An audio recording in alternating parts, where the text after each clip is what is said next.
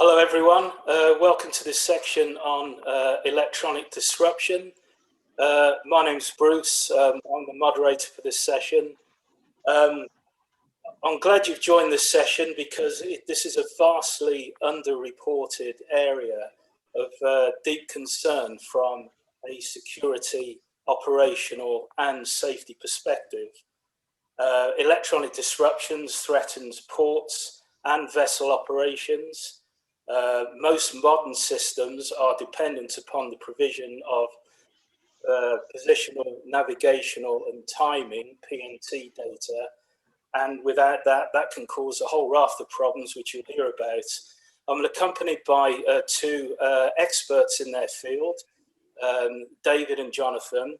I'll hand over to David first, who will kick off the session with a brief about radio frequency disruptive technologies and the criminal use of them. So without further ado, over to you, David. Thank you. Yeah, thanks very much, Bruce. Hello, everybody, and welcome to sunny Hampshire. Cyber landscape is dynamic, with new threats emerging all the time and exacerbated by the fragmented complexity of the maritime environment. For those of you on the cybersecurity curve just adapting to the risk posed by packets of data transmitted over physical networks, I invite you to hop, skip and jump forward to meet the criminals who see physical systems as yesterday's concerns. We now need to ask, how secure is the air gap between your wireless devices, between your transmitters, receivers and sensors? Can we go to slide 2, please? The phenomenon known as the Internet of Things contains devices such as fitness trackers, smart TVs, home alarm systems, and your mobile phones. But let's not forget the bigger stuff like planes, trains, and automobiles. Thousands of objects tethered together wirelessly by packets of encrypted and unencrypted zeros and ones riding that wave of energy within the air gap. In essence, if you can remotely access something, others can remotely access it as well. They're notoriously underprotected and vulnerable. Criminals can access your Alexa using lasers to speak to your baby monitoring CCTV and perhaps sell images of your children on the dark net. Bring your maintenance drones down or use them as surveillance to burgle your houses. Or last year, attack the Venezuelan president during a public speech. We can cause your mobile automatic car to read road signs incorrectly and crash into cyclists. A whole host of different criminal opportunities. The cutting of the cord exposes weaknesses criminals do exploit. If we move to slide 3, please. Space-based services provide Earth observation, satellite communication, and importantly for the maritime industry, position, navigation, and timing. PNT services, all vital for the day-to-day activity of the UK, such as landing aircraft safely at the airport, navigating vessels in busy shipping lanes, even opening our train doors. 5G communications, the Internet of Things, machine learning all require high degrees of fidelity, which are connected wirelessly. In fact, everything depends on it. PNT information is the invisible utility underpinning automation, accurate navigation, and essential communication synchronization. Some say it's just as necessary as the electricity that powers it. Many maritime companies now are exploiting this exciting technology. It's used extensively in automated mechanical handling equipment, semi and fully automated cranes and automatic vehicles, all controlled by highly complex integrated networks of actuators and sensors carrying a stream of data wirelessly. Our dependency on PNT necessitates accurate availability and reliability. Unfortunately, threats and hazards to PNT information are increasingly diverse, prolific and capable. And that's because running in parallel, illicit actors operate and explore new and attractive services. Slide 4, please. Criminals are employing radio frequency electronic compromise techniques to help enable their criminal enterprises, such as the industrial scale theft of vehicle and plant, hidden in plain sight, inside containers, exported and imported through our ports, Dover, Southampton, Felixstowe. Firearms, drugs and money are thrown out of the windows of flying aircraft into the woods in Aldershot and tracked later on when the coast is clear. Rucksacks are thrown off P&O ferries into Solent waters. Victims' lives are monitored, weaknesses exploited and murdered in Manchester, Liverpool. Even our victims of domestic violence have their lives monitored and their vulnerabilities exploited. Slide 5, please. A jammer is an electronic frequency disruptive device capable of destroying signals which connect devices together. This one on the left was found only last week at Slough train station, being carried by an individual suspiciously, and caused the police to evacuate the terminal. They block your mobile phone from making that urgent business call, your drone from flying carrying life-saving equipment, your plane trying to land, the complex security systems protecting our CNI, or your warehouse that you're using to make crack cocaine or dismantle stolen vehicles. They're sold by multiple websites targeting the UK. They're illegal to use and illegal to sell, but that doesn't stop criminals getting hold of them. They represent credible and significant threats. Slide 6, please.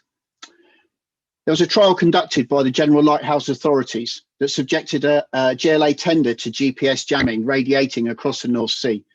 This trial was seeking to understand the impact of GPS jamming and denial on maritime systems, such as aids to navigation, situational awareness, and in particular ship systems. On approaching the main jamming area, the vessel's GPS receivers lost lock and numerous alarms sounded simultaneously across the bridge, many of which had never been heard before. The loss of GPS data not affected just the vessel's GPS and differential GPS receiver, but actually also the radar and the AI systems, and in fact many others.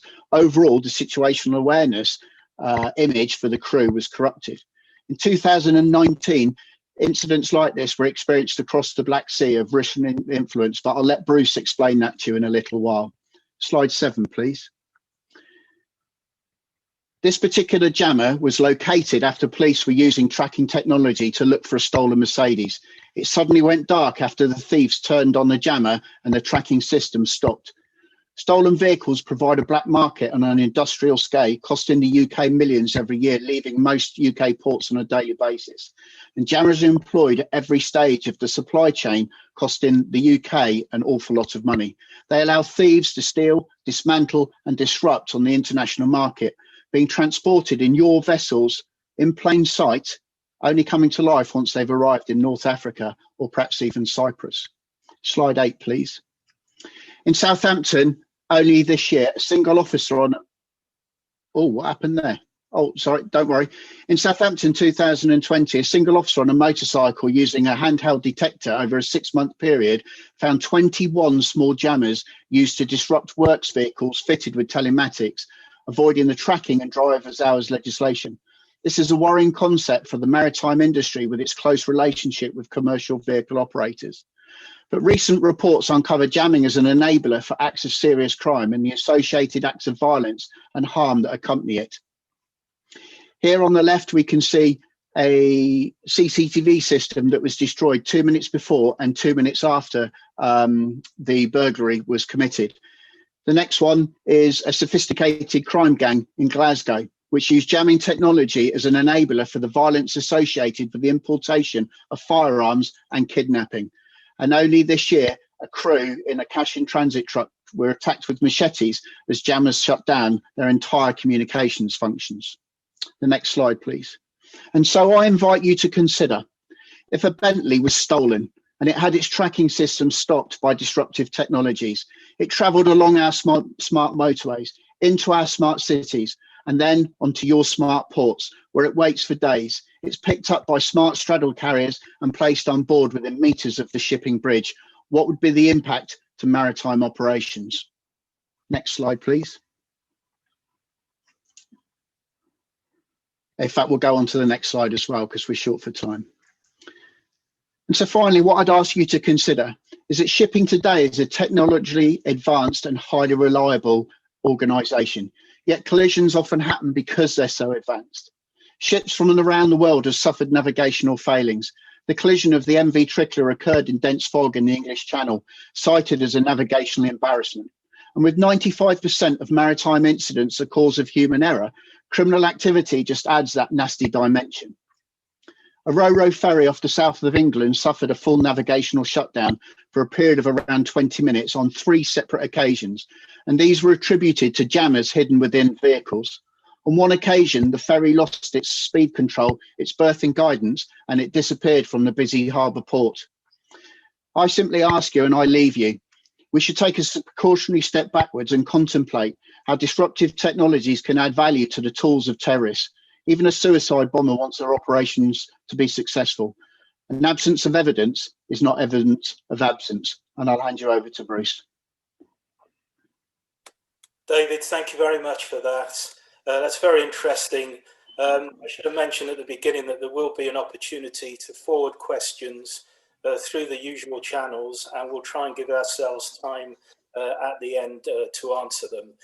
Without further ado, because we are short of time, I'm going to pass over to Jonathan now, who's going to outline an ESSA-funded project, MariNav, which looks at the current and future integrity of the PNT landscape. Over to you, Jonathan. Thank you.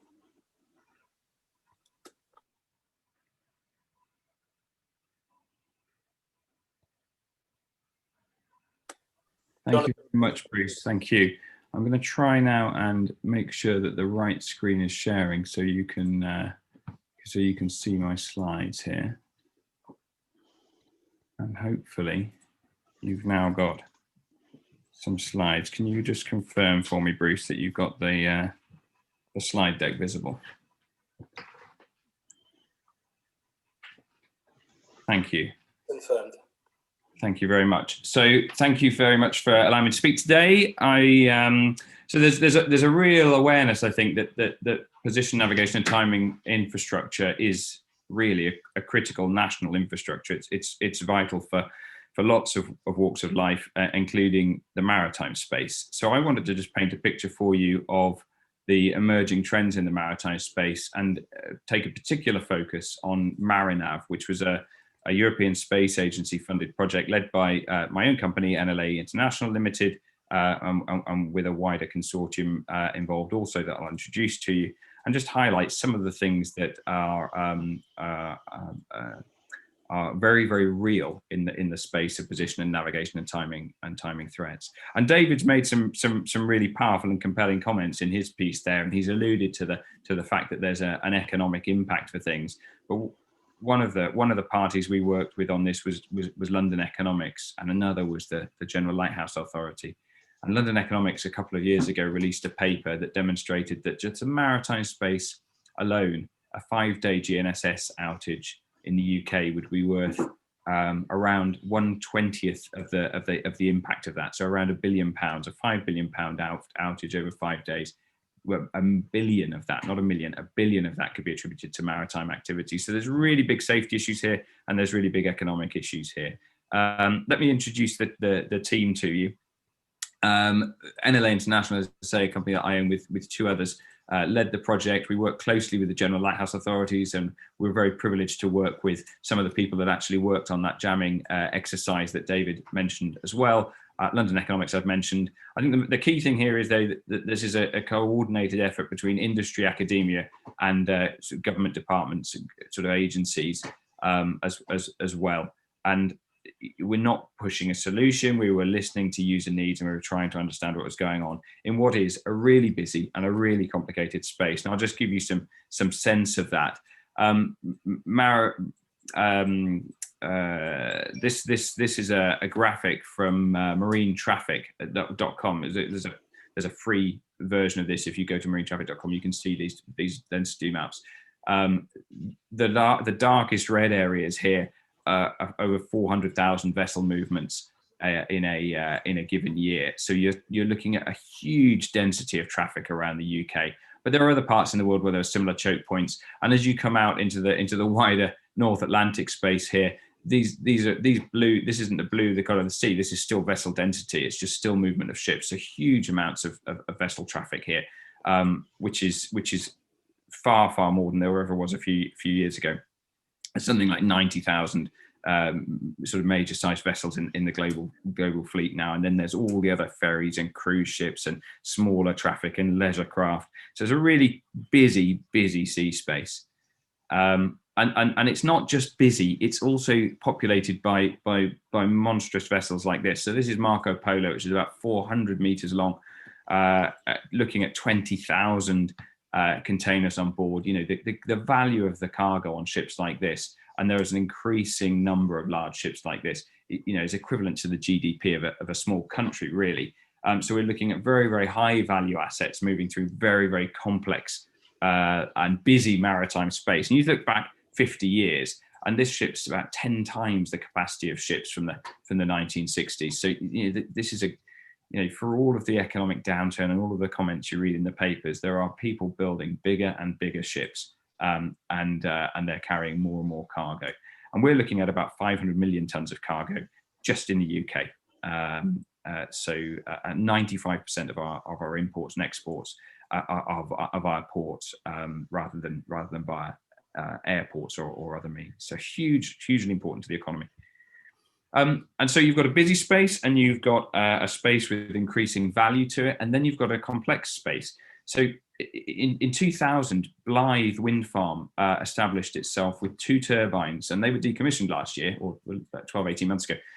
Since then, another 1,200 wind turbines have been placed in the UK offshore space in the exclusive economic zone in around the UK.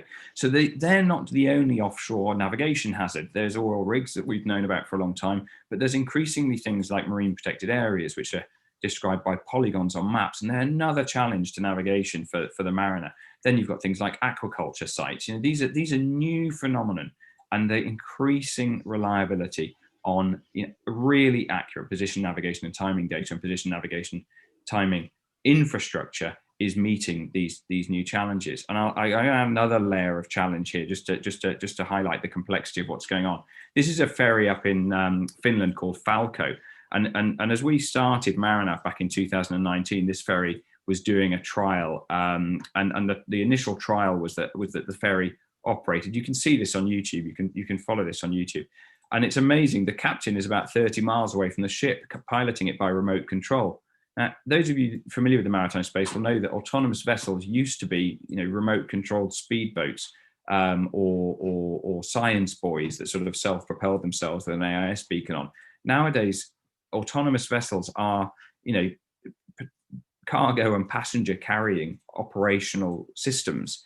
So we've got, again, more complexity there, and again, an increasing reliance on the infrastructure of position, navigation, and timing. So this is complex, it's busy, it's innovative, it's new, it's incredibly exciting, but we have to be aware of the vulnerabilities of relying on GNSS as a single source of position, navigation, and timing data, and the limitations of it from a jamming perspective, as David's alluded to, from a weak signal perspective, but also from a pure resilience perspective. I mean, GNSS in the UK waters does not reach to the level of accuracy required in the International Maritime Organization guidelines for PNT requirements. GNSS standalone doesn't meet those standards in every part of the UK waters, let alone the global waters. So we're relying on an infrastructure that doesn't fully meet our needs. And that's what Marinav was all about, really. It was about understanding those user needs, and I'll show you the structure that we had for that. And then it was about meeting those user needs in a way that we could set up the infrastructure over time.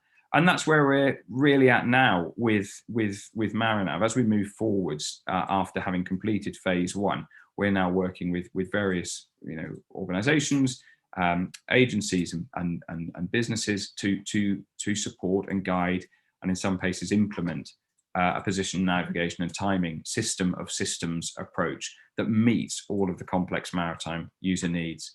And there they are. That's how we codified it.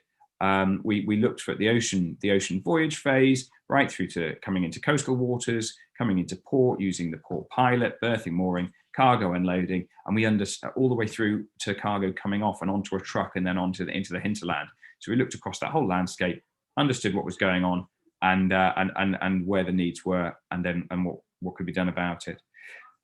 I would recommend anyone who's interested visits marinav.com, marinav.com. There is all of the reports and findings that came from the phase 1 activity, including the roadmap recommendations. That all the reports are there to free to download. So perhaps later today, or that I would welcome anyone to go there and browse through the reports and things and download anything that's available. So that's a real whistle stop tour of Marinav. I'll hand back to you, Bruce, and please don't hesitate to contact me via the forum here with any other questions. Okay, thanks very much for that, Jonathan. We do have a question, which we'll try and get to at the end. I'll be very, very brief with my presentation. We are now very short of time. Basically, I just wanted to provide an international overview of the current activity that threatens the operational safety of global merchant marine. Now, on this slide here, you can see the hotspots, which are derived from the analytical tools within the CISO Alliance platform. We have over 500 open source articles and incident reports relating to this phenomenon. And you can see there are some very clear and distinct hotspots. In fact, off screen, there are some more further to the east. Next slide, please. This is just an example of some of the reports that we have. Next slide, please. And basically, what I'd like to focus on is the activity of states, or hostile states as I'll refer to them within this context, in relation to electronic disruption. And there are some very clear regional hotspots.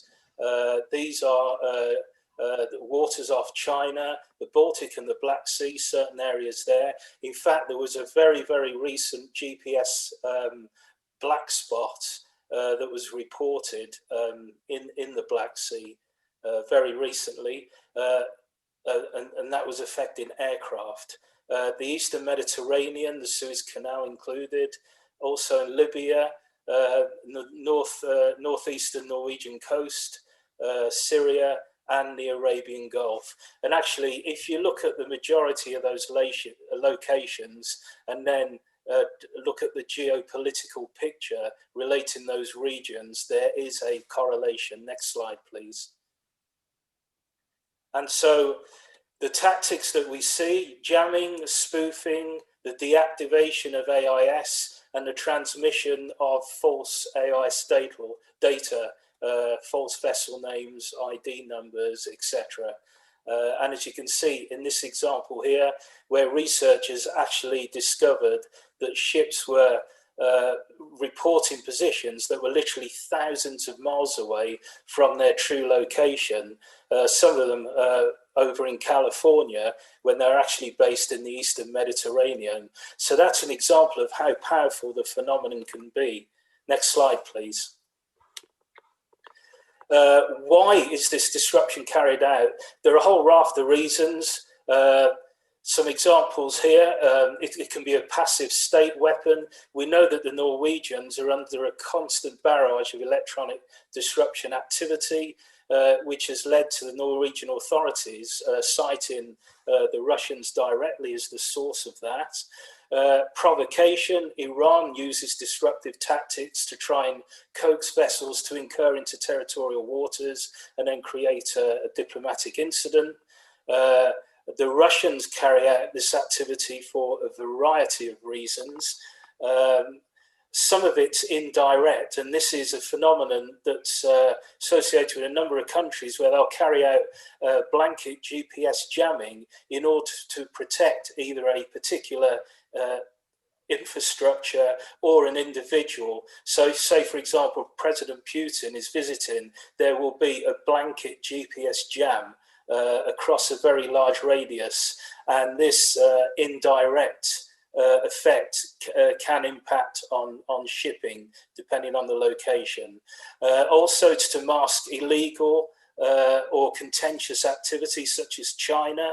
The Chinese send thousands of fishing vessels, allegedly some of them operating in illegal waters, and they are known to actually mask their true positions by jamming and spoofing activity, and also nefarious smuggling operations. For example, the Iranians involved with illegal oil shipments to Syria.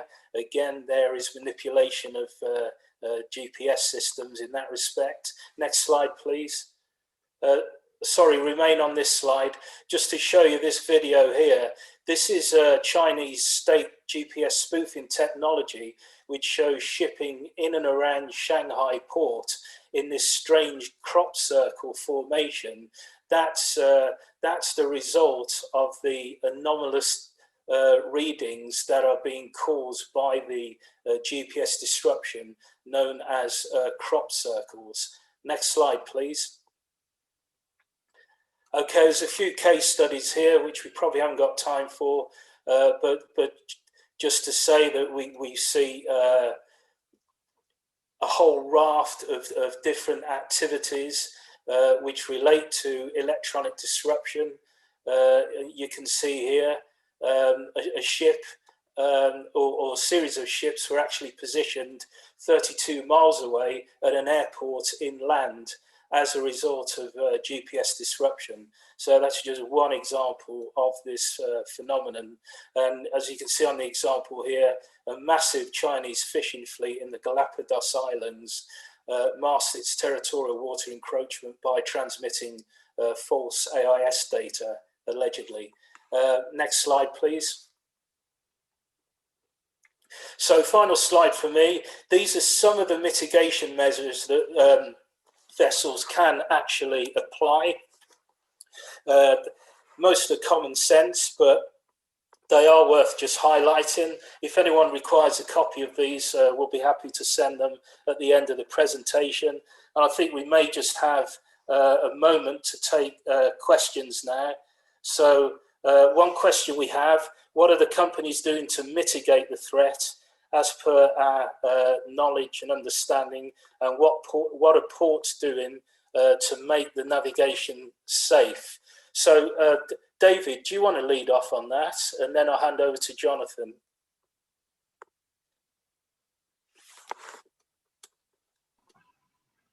Yes, certainly. So at the moment, central government is working with academia and industry to create a brand new position navigation and timing strategy. That will be delivered in the next couple of weeks, and then we'll go out for investigation with other professionals before it's finally published. We are introducing a whole host of measures throughout the UK, and one of those will include a national monitoring and detection capability, which will help provide an overall view of anomalies that we find within the spectrum. Essentially, that's where we are at the moment, but we are moving towards a number of different solutions, and also looking at alternative navigational systems like ELARAN. Okay, do you have anything to add to that, Jonathan, from your perspective? I know it's interesting to hear David mention ELARAN. We've made a recommendation of several systems that, when combined, provide a level of integrity and resilience that meets the maritime user need. All of that is available to download in those reports, so I won't go through them all individually, but it's nice to hear the shout out for ELARAN as one of those systems which has a very strong signal strength and therefore is less susceptible to some of the challenges that we've described today. And the Marinav reports, David will probably be familiar with, as they've started to shape, certainly from the maritime perspective, some of the thinking of that strategic piece. So that's great to hear David's comments on the traction that's getting, which will help resolve some of the issues. Okay, thanks very much. Gentlemen, thanks very much for providing your expertise. I apologise, it's been a rather rushed section. As you can imagine, it's a very expansive and complex topic.